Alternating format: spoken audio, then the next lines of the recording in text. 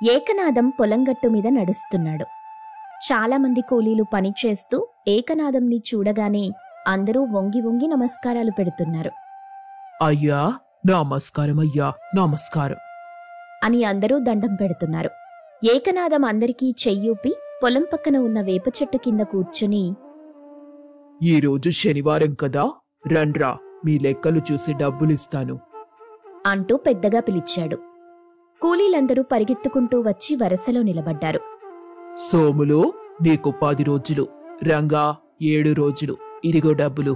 రేయ్ కిటిగా, మీ ఇంటామెను పుట్టింట్లో దింపడానికెళ్ళావు, నీవి 4 రోజులే అని అందరికీ డబ్బులు పంచుతూ ఉన్నాడు. తీసుకోండి తీసుకోండి అని అరుస్తూ ఉన్నాడు. తీరా చూస్తే అతను ఆరుబయట నులక మంచం మీద పడుకొని ఉన్నాడు. ఇంటి ముందు ముగ్గు పెడుతున్న ఏకనాథాన్ని భార్య సువర్ణ చూసి అతని మీద నీళ్లు చల్లింది. ఏకనాథం బెంబేలెత్తుకుంటూ పైకి లేచాడు. అదంతా కలని ఏకనాథంకి అప్పుడే అర్థమైంది. అబ్బా, ఏంటే బంగారం లాంటి కలపాడు చేశావు అంటూ లేచి నులక మంచాన్ని పైకి లేపి నిలబెట్టాడు. ఏంటో బంగారం లాంటి ఆ కల. నేను పెద్ద జమీందారయ్యాను, కూలీలందరికీ డబ్బులిచ్చాను. పగటి కలలు కంటే జమీందారవ్వరు. మరి రాత్రి కలలు కంటే అవుతారా? మళ్ళీ గుర్తు చెయ్యండి, నవ్వుతాను. ఒళ్ళొంచి కష్టపడితే జమీందారవుతారు. శ్రీ శ్రీ శ్రీ శ్రీ కృష్ణస్వామి చెప్పారు కదా, నాది అదృష్ట జాతకం, ఏదో ఒక రోజు జమీందారవుతాను. మన బ్రతుకు మన చేతిలో ఉంది గాని చేతి రేఖలో కాదండి. హేయ్, నోర్ముయ్, చేతి రేఖల్లో జీవిత రేఖలుంటాయి అని చెప్పి వెళ్ళిపోయాడు. నా మొగుడు ఎప్పుడు మారతాడో ఏంటో అంటూ సువర్ణ తలకొట్టుకుంటూ బాధపడుతూ ఉంది.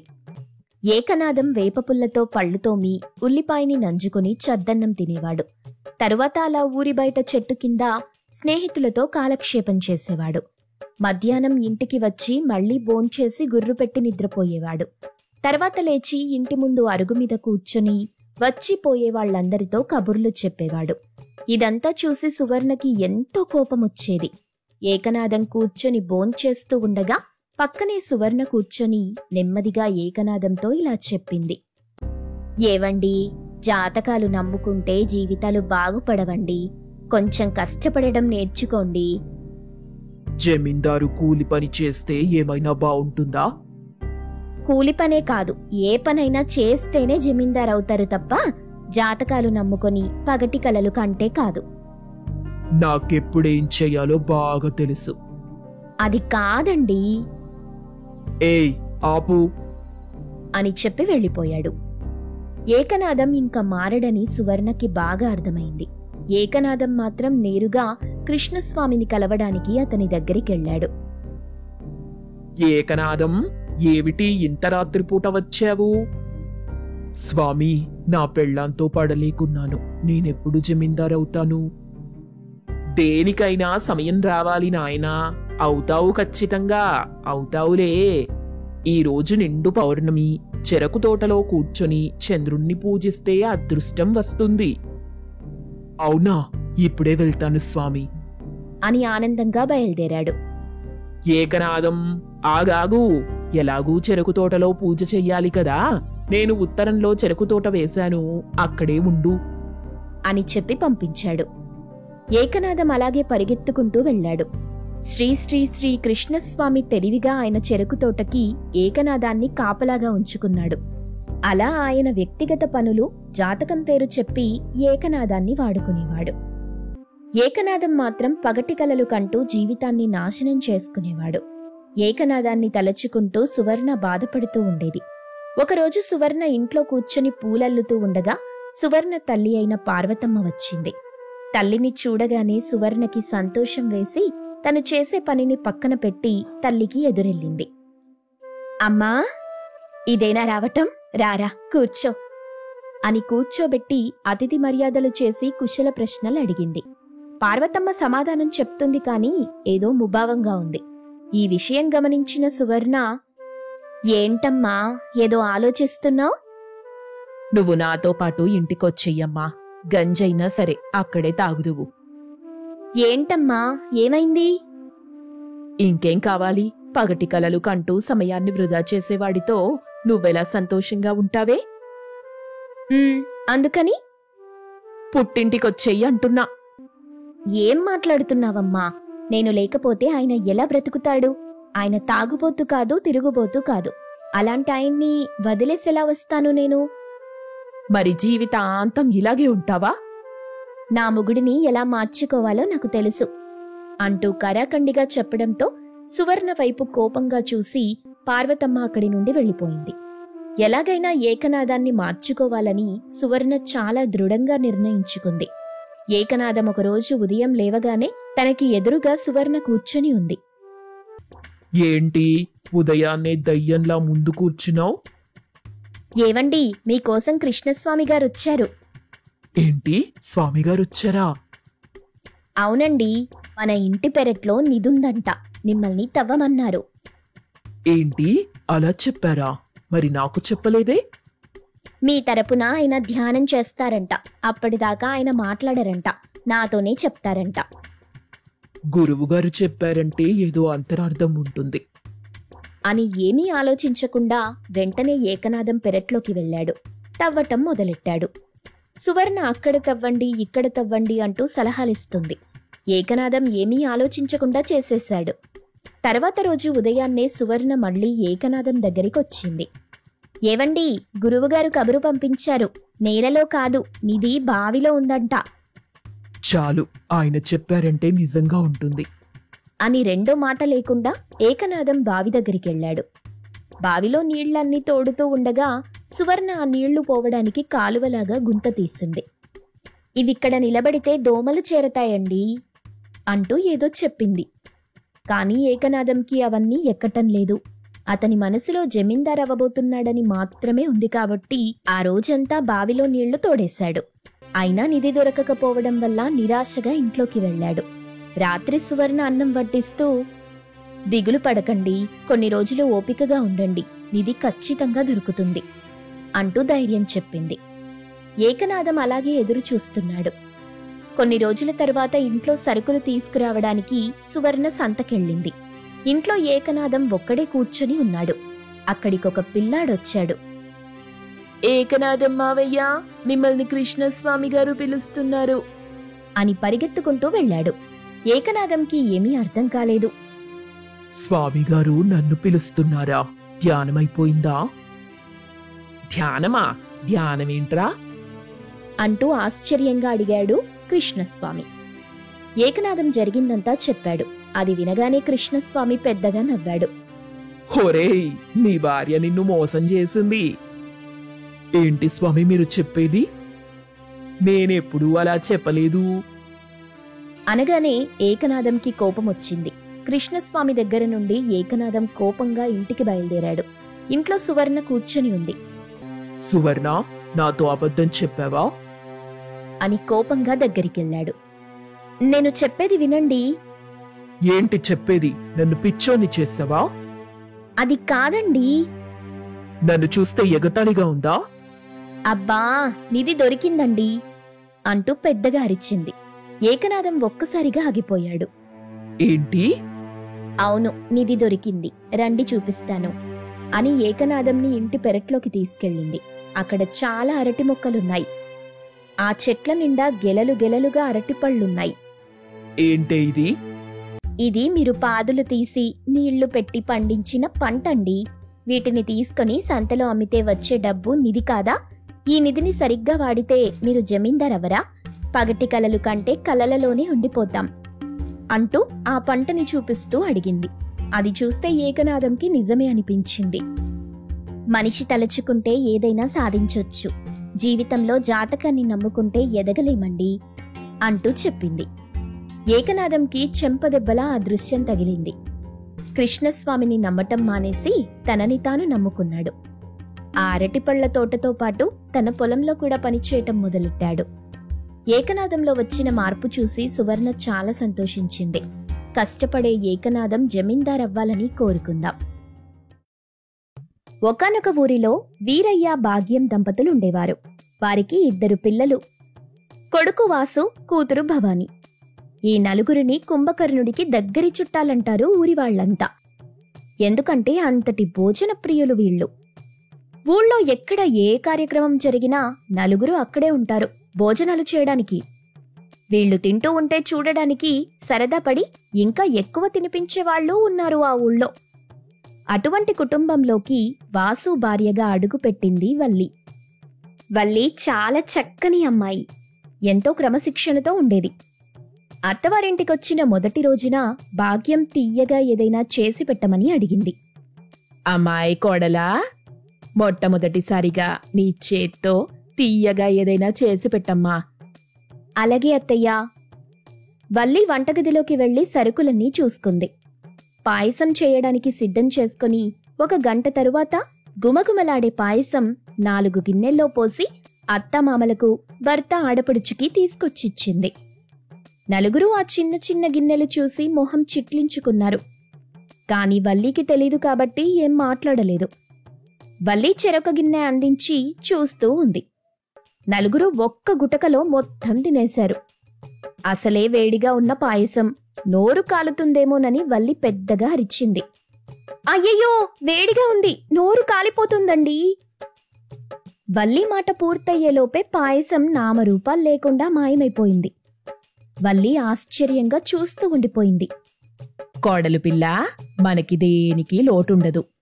నువ్వు మరీ ఇంత తక్కువ ప్రసాదం మాదిరి వంట చేయాల్సిన పని లేదు. 10 మంది తినేంత వంట చెయ్యాలి రోజు. ఏంటి 10 మంది తినే వంట? మీరు కాకుండా ఇంకెవరున్నారత్తమ్మా ఇంట్లో? ఎవ్వరూ లేరు, మన 5గురమే. వల్లికి ఆ మాటలు అప్పుడు అర్థం కాలేదు. కాని వారం రోజులకే బాగా తెలిసొచ్చింది. 10 మంది కాదు, 15 మందికి సరిపడా వంట ఆ నలుగురే తినేసేవారు. అది చూసి వల్లి అవాక్కైపోయింది. పైగా వల్లి వంటలు బాగా చేయడంతో కంచాలు కూడా నాకేసేవారు. అమ్మా వల్లి, నీ వంట అద్భుతం తల్లి. మా అదృష్టం కొద్దీ నువ్వు మా ఇంటి కోడలయ్యావు. ఇలా వండితే కేజీ ఏం కర్మ, 10 కేజీలైనా లాగించేస్తాను నేను. వాయమ్మో, ఇప్పటికే 15 మందికి వంట చేసినట్టు ఉంటుంది. ఇక నుండి 100 మందికి చెయ్యాలి నేను. లాభం లేదు. నాకు బాధ ఉండకూడదంటే వీళ్లని బాధ పెట్టక తప్పదు. వల్లి మరుసటి రోజున వంకాయ కూరలో కారం ఎక్కువ వేసింది. దోసకాయ పచ్చడిలో ఉప్పెక్కువేసింది. పప్పులో పులుసు ఎక్కువ వేసింది. అందరూ భోజనానికి అరటాకులు వేసుకుని కూర్చున్నారు. వల్లి పెద్ద పెద్ద గిన్నెలు తీసుకెళ్లి వాళ్ల ముందు పెట్టింది. వల్లి, ఏం చేసావివాలా? వంకాయ కూర, దోసకాయ పచ్చడి, పప్పు. మీకిష్టమే కదా? తినేది ఏదైనా నాకిష్టమే, అందులో హెచ్చు తగులుండవు అంటూ గబగబా అన్నం వడ్డించుకొని తిన్నారు నలుగురు. కూరలోని కారానికి కళ్లలో నీళ్లు తిరిగాయి. తినటం ఆపేస్తారేమో అనుకుంది వల్లి. అమ్మాయి వల్లి, కూరలో కారం ఎక్కువైంది. అయ్యో, క్షమించండత్తమ్మా, నేను సరిగా చూసుకోలేదు. ఏం పర్లేదు, కాస్త కర్చీఫ్ తెచ్చిపెట్టు. వల్లి అత్తగారికి, భర్తకి కర్చీఫ్ తెచ్చి ఇచ్చింది. కన్నీళ్లు చెమట తుడుచుకుంటూనే కూరలు, పచ్చళ్ళు అన్నీ లాగించేశారు. ఏ రాక్షస జాతికి చెందిన వంశంరా మీది? ఇలా వండిపెట్టిన గిన్నెలు ఖాళీ చేసేస్తున్నారు. వండటానికి నా చేతులు పడిపోతున్నాయి. ఇలా అయితే 1 ఏడాదిలోనే నేను ముసల్దాన్నైపోతాను. పాపం వల్లి 3 పూటలా పెద్ద పెద్ద వంటలు చెయ్యలేక, ఆ అంట్లన్నీ తోముకోలేక నీరసించి మంచాన పడింది. ఏ మాటకు ఆ మాటే చెప్పుకోవాలి. వల్లి మళ్లీ కోలుకునేంతవరకు ఇంటిల్లిపాది ఆమెను జాగ్రత్తగా చూసుకున్నారు.